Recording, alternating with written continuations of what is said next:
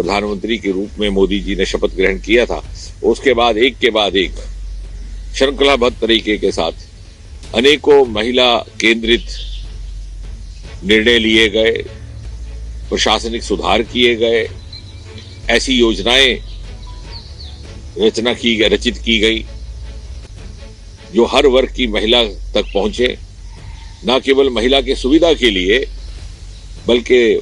उनके स्वास्थ्य की भी चिंता हो और साथ ही साथ उनकी सुरक्षा भी। तो ये कहा जा सकता है कि कुल मिलाकर के बड़ी संवेदनशीलता के साथ इन सारी की सारी योजनाओं की कल्पना की गई है और उसके पीछे ये भी भाव रहा कि जैसे मोदी जी अक्सर कहते हैं कि अगले 20-25 वर्ष हमारे लिए बड़े महत्वपूर्ण हैं विकसित भारत की इस यात्रा के लिए, जो जाकर के 2047 में शताब्दी भारत में संपन्न होगी। तो अनिवार्य है कि भारत के प्रत्येक नागरिक का और विशेषकर नारी का, जो लगभग 50% जनसंख्या से ताल्लुक रखती हैं, उनको अपनी भूमिका निभाने का, अपना योगदान करने का भरपूर अवसर रहे पर्याप्त ढंग से। और इस नारी शक्ति और नारी सामर्थ्य को समर्पित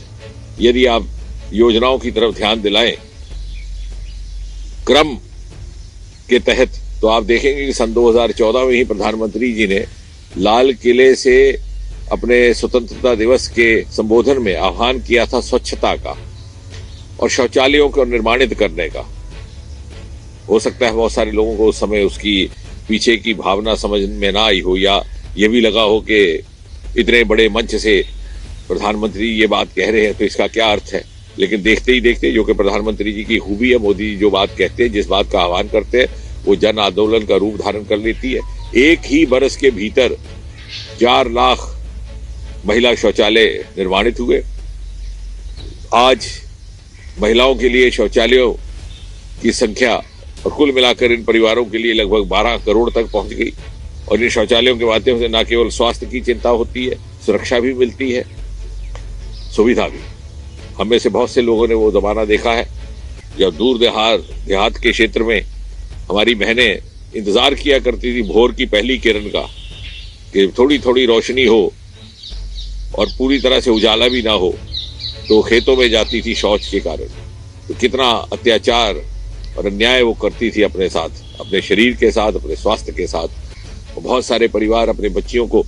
स्कूल इसलिए नहीं भेज पाते कि वहां पर शायद शौचालय की पर्याप्त सुविधा ना थी। इसी प्रकार 10 करोड़ महिलाओं के लिए